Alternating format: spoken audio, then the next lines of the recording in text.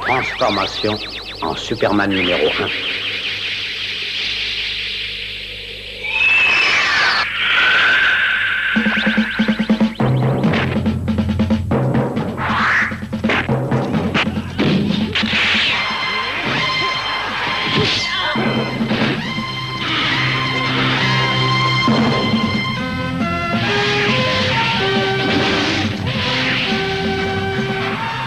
Superman numéro 1. N'aie pas peur, reste là.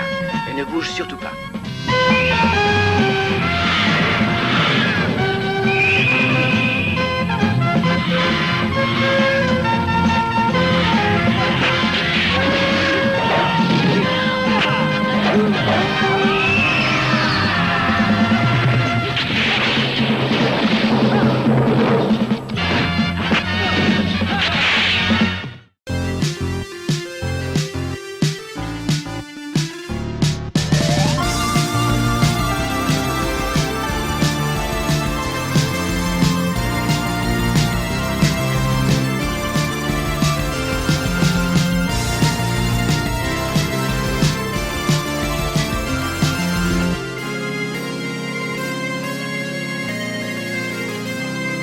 Bonjour à tous et bienvenue dans Tokuscope, votre émission sur la science-fiction japonaise et le tokusatsu. Comment vas-tu mon cher Jordan ? Eh ben écoute, ça va très très bien, il me semble qu'on va changer de pays aujourd'hui. Eh oui, tout à fait, et puis on va surtout aller sur une île, plus exactement une grande île, puisqu'il s'agit de Taïwan. Vous savez que nous, à Tokuscope, nous adorons les films taïwanais, puisqu'on vous a déjà parlé de films comme Super Riders ou encore Les Hommes d'une autre planète. Eh ben on va vous reparler de ces films-là on va y revenir encore une fois. Avec moult détails. En fait, c'est l'émission remake. En fait. C'est le remake, c'est la version Redux de Taiwan Level, on va dire.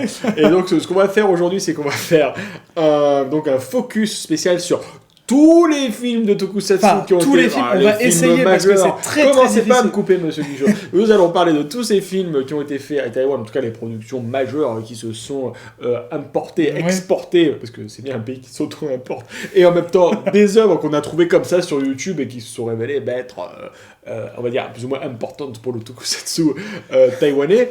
Ensuite, donc, dans la cave. Eh ben dans la cave, on va vous parler d'une version réarrangée d'un film dont on vous aura parlé en focus. Et dans le Dikotoku. Et ben dans le Dikotoku, on va vous parler d'un acteur, donc Man Kung-lung, qui a travaillé sur deux franchises, enfin du moins deux films majeurs de Taïwan. Bah parfait, bah écoutez, on prend nos valises et on se dirige vers la galaxie Toku de Taïwan. C'est parti.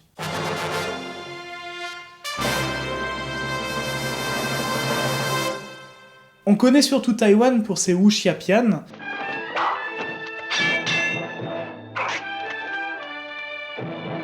Et ses films de kung-fu.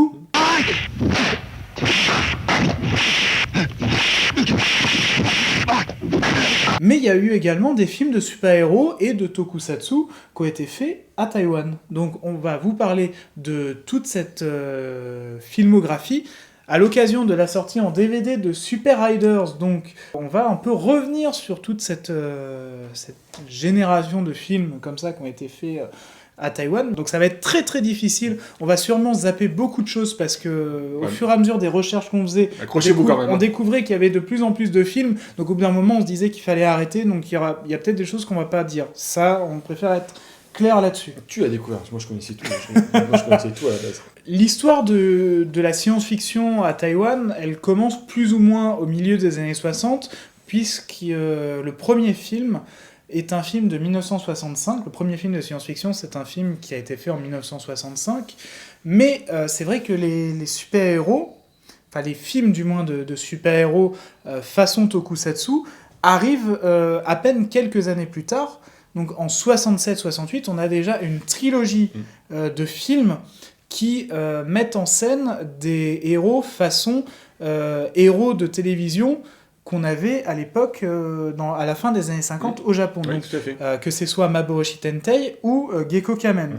Donc cette trilogie de films, Fabien, tu vas nous donner les titres. Dragon Ghost Flying Knight, donc Shenlong Feisha, Moonlight Warrior, donc Hue Guangdai Sha, et Skyfly Superman, Fei Tian Guai Fuxia.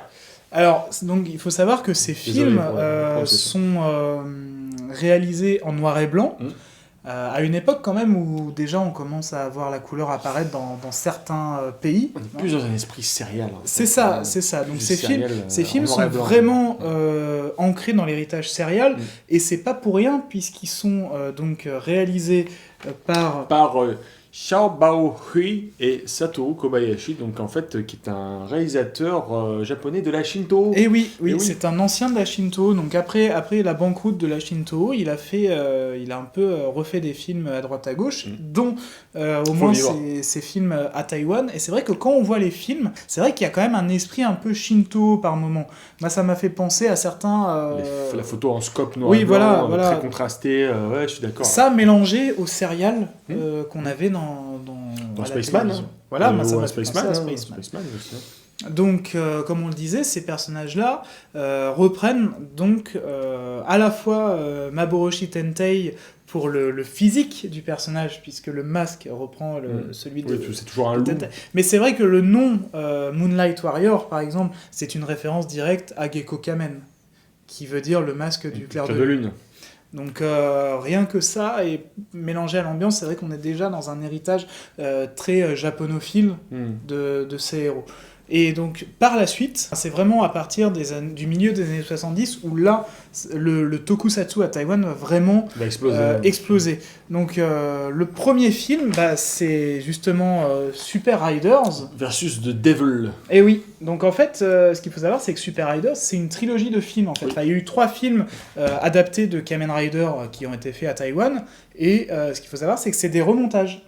Oui, en fait, c'est des épisodes de séries combinés avec les films ciné de Kamen Rider qui étaient mixés ensemble, ajoutés avec des scènes des acteurs du cru, et en général, ça donnait des films qui faisaient 1h15 ou 1h25. C'est ça. En fait. Mais le but, c'était à chaque fois de faire finalement une compression de série.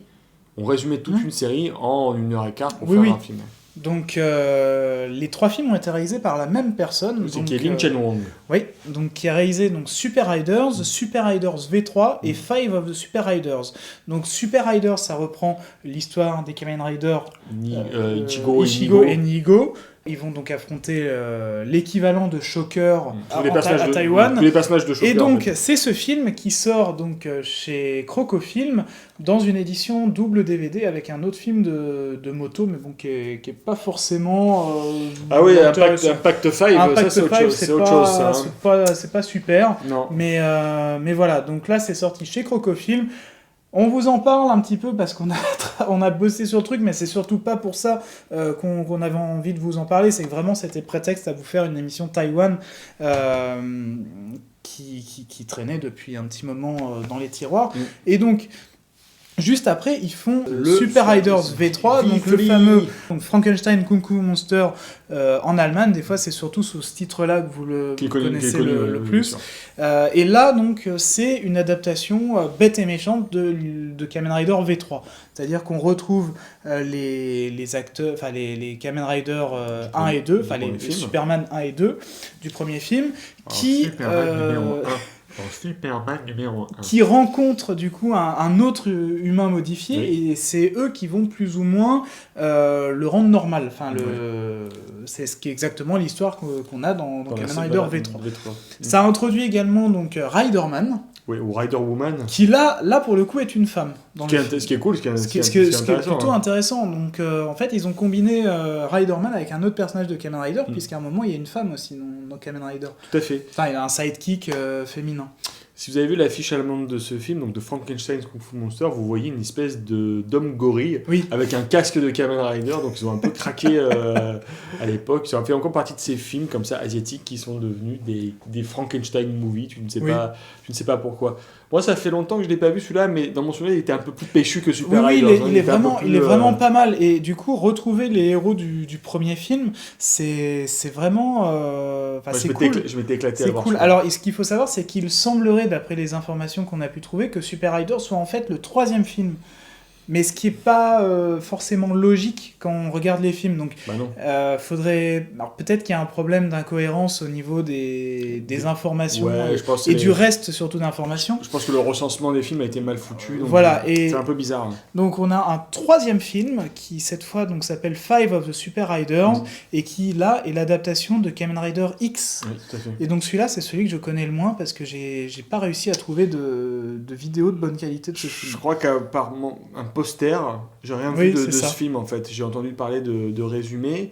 Encore une fois, ce qui est pas improbable, hein, vu que quand on sait que Hanuman versus The Five Kamen Rider adapte aussi Kamen Rider Oui, X, c'est ça. on est quand même dans quelque chose de Quasiment à la même période, à la en même plus. période. Donc c'est pas improbable. Après, c'est vrai que ce film-là, pour lui mettre la main dessus, je me demande si ça fait pas partie de ces films perdus qu'on retrouvera Sûrement. jamais, quoi.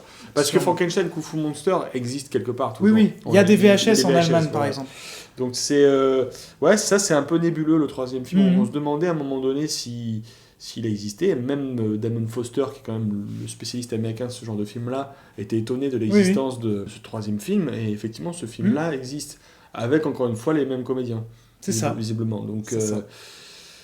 l'avenir nous dira si ce film-là n'a pas fini en col de chemise quelque part à Taïwan. Donc, en 76 toujours, cette fois, on passe d'un autre côté des super-héros avec les héros géants, Ouais. puisqu'on a les fameux hommes d'une autre planète dont on vous avait déjà parlé Marsmen. dans l'émission Grandiose. sur Marsmen, mais voilà, on va juste vous en reparler vite fait. Donc, c'est l'adaptation de Jumborg Ace and Giant, donc il y a un film thaïlandais cette fois-ci, produit par Chayo, qui lui-même était l'adaptation de la série Jumborg Ace de Tsuburaya. Donc là, le film taïwanais remonte le film thaïlandais qui lui déjà remontait la série japonaise. Donc c'est bêtement une histoire d'invasion extraterrestre où on a un robot géant donc américain et une statue Géant américain.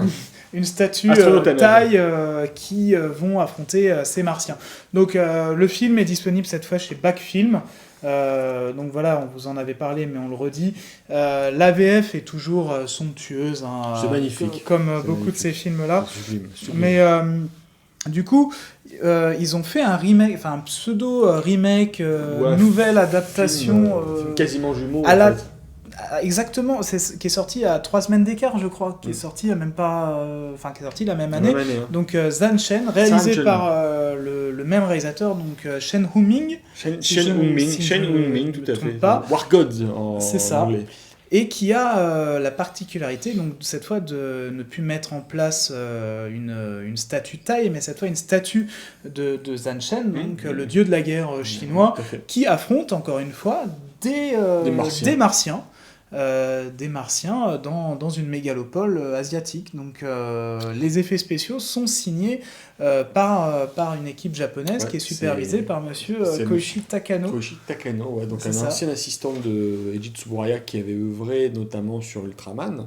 C'était un des principaux assistants de Tsuburaya. Sur King Kong contre Godzilla aussi. Tout à fait, et c'est lui le chef SFX de ce film-là. Bien sûr, il n'a pas les mêmes moyens qu'on lui donnerait Pourtant, au Japon, mais il y a quelques bons plans avec des fights à coups d'immeubles expédiés en pleine tronche qui sont quand même pas trop mal. Vraiment pas mal du tout. Il y a un décor de destruction de ville à la fin avec tous les immeubles calcinés qui est quand même assez impressionnant. Hein. Non, moi je l'aime bien ce film, il est assez marrant. Il décolle très mal, mais je trouve que mais le combat final qui dure presque 20 minutes, je crois, est vraiment, vraiment pas mal.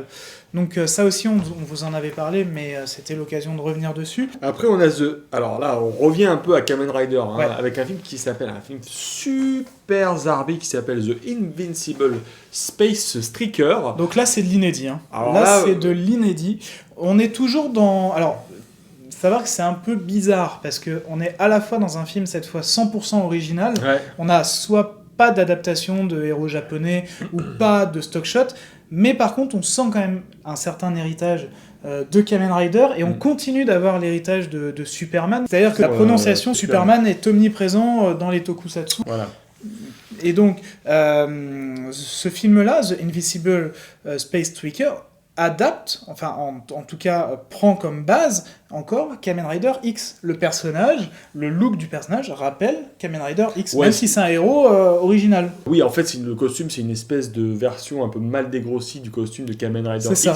Sauf que dans cette version-là, on a une espèce de magicien qui capture des enfants pour les transformer, enfin il les appâte comme ça, comme dans un conte de fées, pour les transformer en super-héros, sauf qu'il les transforme en animaux, genre un gamin qui se finit en porc à un moment donné. Oui. Et il y a un des gamins qui lui pour le coup est transformé en super-héros, et qui devient donc le Space Tricker, donc ça donne lieu à des séquences d'action. À un moment donné, il y a une poursuite à moto à la fin où les mecs ont des espèces de lames géantes sur leur moto. C'est un truc un peu bizarre. Et il y a un côté un peu pervers dans ce film qui est super désagréable. Plus que pervers. Au début, on voit plein de petits garçons qui se baignent tout nus dans l'eau et ils sont appâtés, observés par ce magicien qui a la capacité lui aussi de se transformer en monstre. Qui pour le coup est magnifique, le design de la bestiole. La créature est pas mal, ouais. Et le film est vraiment pas terrible, on s'ennuie un peu et en même temps il n'y a pas vraiment de scénar. Il y a un regard assez intéressant à faire entre ce film-là et Super Inframan, parce que quand le méchant essaye d'appâter les enfants, il leur montre un dessin du Space Striker, sauf que c'est un design en fait de Inframan mélangé à un design de Kamen Rider. Ouais, et du coup on se prend à souhaiter que le design qu'on voit sur ce dessin sera le design du héros qu'on voit dans le film, alors que finalement pas du tout. Non, en plus à un moment donné, vu qu'on est dans un film taïwanais, comme beaucoup de films asiatiques, chinois et tout, de cette époque-là, on réutilise des musiques issues de films occidentaux, et là, bum, d'un coup, sans crier gare, on a la musique du King Kong de 1933, là, de Max Scheiner, comme ça. 路上要小心一点，快去快回。是啊。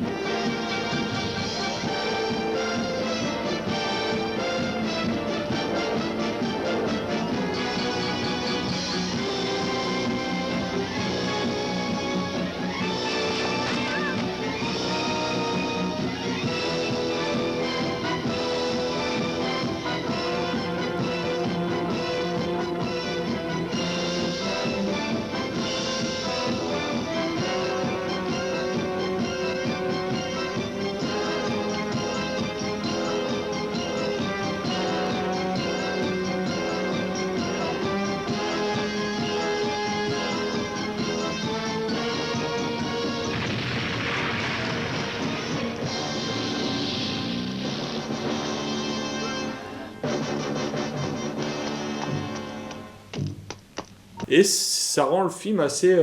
Autant War God, c'est vraiment fauché, mais j'ai une petite affection pour ce film-là. Alors celui-là, je me suis ennuyé, mais un truc de fou. Autant les affiches et les visuels donnent sacrément envie. Ça donnait envie. Hein. Autant quand vous voyez le film, en fait, vous découvrez que c'est pas bon du tout, quoi. C'est vraiment pas bon, mais ça fait partie de ces films comme ça où ils ont tenté de faire des trucs. Ouais, et par contre j'aimerais bien qu'on parle un peu de la phase robot maintenant. Ouais, alors on va vous parler d'un film de robot avec Roboter der Stern, alias donc Mazinger Z. Robot de las estrellas. Ouais. Ou surtout donc The Island Superman. Qui veut dire le Superman de fer. Vous voyez encore une fois une référence à Superman, qui cette fois est donc l'adaptation de Mac Baron. De Mac Baron, donc qui est une série de mecha, qui est la suite de Super Robot Red Baron, qui était une autre série avec un robot géant. Qui était super alors.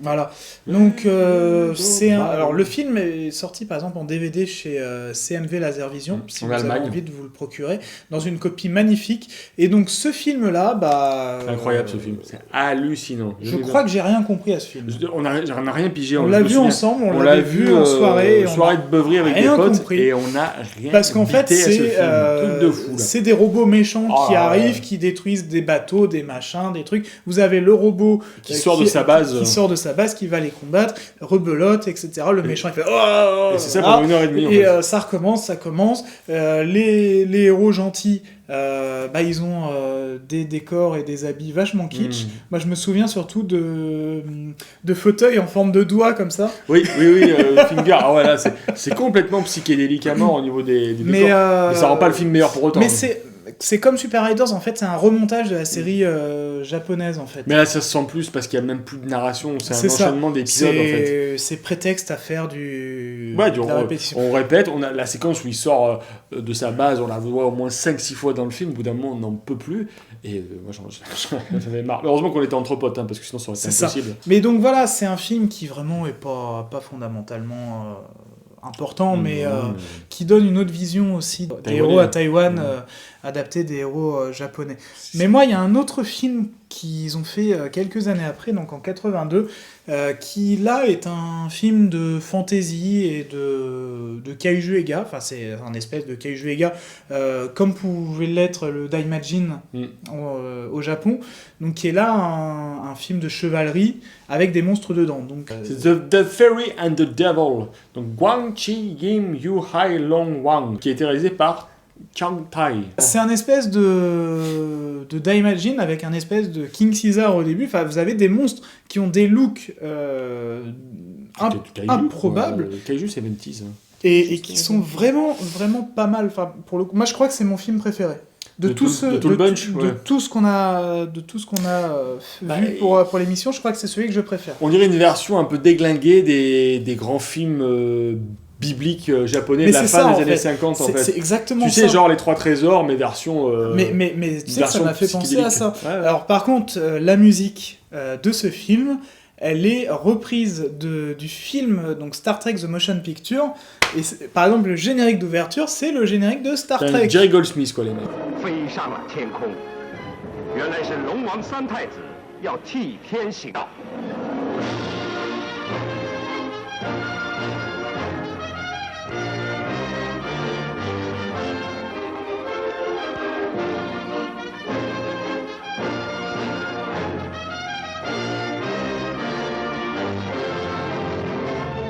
C'est une musique qui a été reprise dans pas mal de films, hein. Même dans le film de Tsuyark, L'Enfer des Arbres, t'as carrément un morceau du thème de Vidger.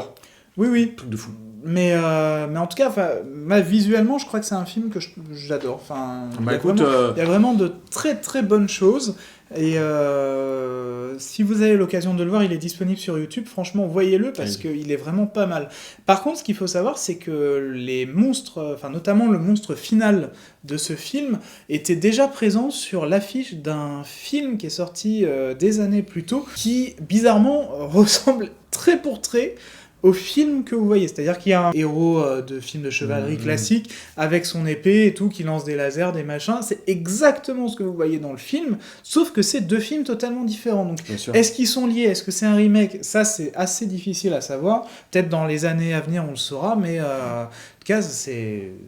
Moi, je me suis pris la tête à essayer de trouver des infos sur ce film, parce que je me suis dit, il y a peut-être un lien entre les deux. T'es un guerrier de la recherche, toi. T'es un historien né, toi. Donc, King of Snake. Donc là, c'est le dernier film dont on va vous parler. Donc là, c'est un kaiju ega fait avec des serpents. Je peux dire le nom ? Vas-y. Dash Wang. Vulgairement, c'est un film que vous avez peut-être vu, on vous expliquera pourquoi dans la Tokucave. C'est un film où un serpent, grâce à certaines hormones qui ont été créées en laboratoire, se retrouve à devenir géant et à menacer une ville. Oh, les saloperies d'hormones, toujours, c'est leur faute, hein. Toujours la faute aux hormones. Du coup, vous avez ces fameuses séquences où vous voyez le serpent qui s'entortille sur un immeuble, séquence qu'on retrouvera dans des films plus récents tels que D-War. D-War, ouais, tout à fait. Vous retrouverez cette scène dans D-War. Pas mal les références. On gère. Donc voilà, mais c'est un film qui a des séquences assez intéressantes. Les effets spéciaux de mémoire sont signés Gozo Mutsui, qui avait également signé les effets spéciaux d'un film sur le roi singe qui avait été réalisé en 76, toujours à Taïwan. Donc quand même, les mecs, ils avaient leur alloué quand même des budgets assez conséquents. Oui. Bon, allez, voilà. Donc là, c'est vraiment un patchwork un petit peu qu'on vous fait de production taïwanaise, parce qu'il y a eu tellement de choses que ça serait assez compliqué de... Il y a peut-être plein d'autres trucs, mais voilà, je pense que c'était aussi important de vous en parler. Donc, on passe à la Tokucave avec une variation de King of Snakes. Si vous connaissez un peu le cinéma d'exploitation asiatique, vous connaissez sûrement le nom de Godfrey Ho pour ses films de ninja et ses remontages en 2 en 1 qu'il avait l'habitude de faire avec son pote Joseph Lai. Mais surtout, il faut savoir qu'il n'a pas fait que des films de ninja. Donc il a fait également, il a tenté. Le ninja. Il a tenté, pour le coup, d'adapter, justement, donc on le disait, King of Snakes. Il a fait le fameux Thunder of Gigantic Serpent que vous avez peut-être déjà vu. Donc, ce qui est exactement plus ou moins la même histoire, sauf que bon, voilà, elle est remontée un peu n'importe comment. Et il rajoute des acteurs américains qui savent pas jouer. Pierre Kirby. Comme ouais, voilà, Pierre Kirby, le grand. Donc voilà, c'est comme ces films de ninja, les histoires sont abracadabrantes, les acteurs savent pas jouer, et pendant longtemps, on ne savait pas quel était le film qui avait été utilisé. Non, il y avait une espèce de mythe autour de la source, autour du serpent, mais d'où est-ce qu'il vient le serpent? Mais c'est quoi ce délire? Et du coup, bah là, maintenant, vous savez que ça vient de ce film taïwanais. Mais surtout, voilà, moi je voulais un peu vous parler de ce film-là, parce que c'est intéressant de voir que à Taïwan, ils ont repris des persos et des situations japonaises, et c'est intéressant aussi de se dire que, de l'autre côté, le prolifique Godfrey-Ho a lui-même repris les productions locales pour en faire n'importe quoi. Toi, tu l'admires, toi? Non. Moi, j'aime bien ces films de ninja, par contre. Ninja. Mais du coup, c'était intéressant de vous en parler. Donc voilà, c'était juste une petite incursion comme ça, et si vous avez l'occasion de le voir, essayez de voir ce film, même si ça me paraît un peu difficile. Ouais, il faut vraiment être motivé surtout, parce que c'est vraiment pas bien. Il y a eu un article dans le magazine J-Fan il y a quelques années sur le film qui était assez intéressant, mais non, le film est nul, hein, donc stop quoi. Voilà, bon, maintenant on vous parle plus sérieusement dans le Dikotoku.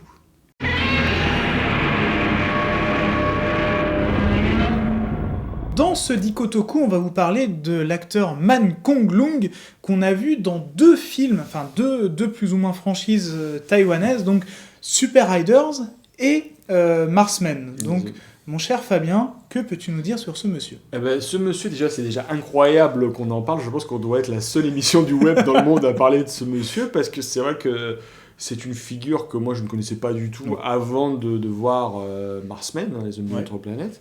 Et c'est vrai que comme ça, c'est un visage qu'on s'est surpris de retrouver comme ça, par-ci par-là, dans quelques films. Notamment Super Riders, hein, et dans lequel on peut constater que ses aptitudes martiales sont quand même bien utilisées, ce qui n'est pas le cas Il joue le Superman numéro 1 de mémoire. Le Superman numéro 1.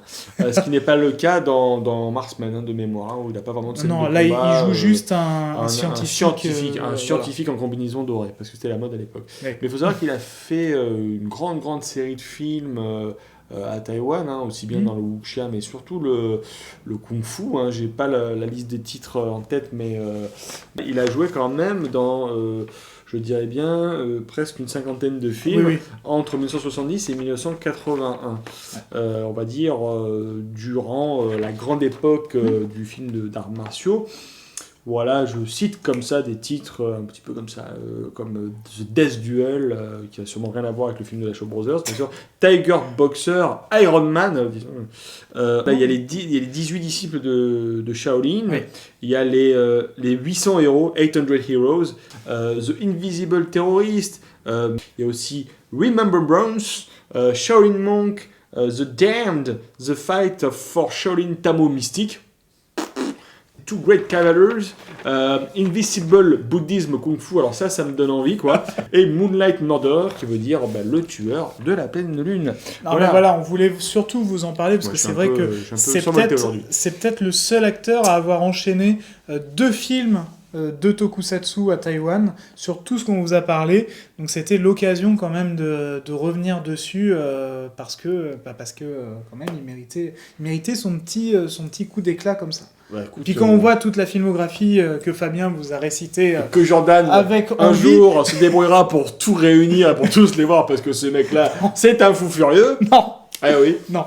Donc, en tout cas, cette émission sur Taïwan est terminée. On vous rappelle que Super Riders, vous pouvez le trouver chez Crocofilm. Donc, pour la petite info, on a signé le commentaire audio de ce film. Et il est pas mal. Hein, Du coup, la prochaine fois, on se retrouvera avec peut-être plus de kaiju ou d'autres héros, on verra, on n'a pas encore défini ce qu'on faisait. Donc en tout cas, merci toujours pour votre fidélité. On va se quitter sur le thème de The Island Superman. Donc en tout cas, prenez soin de vous et transmutez-vous. En Superman numéro 1. 男儿一起高凌云，要把坏蛋打，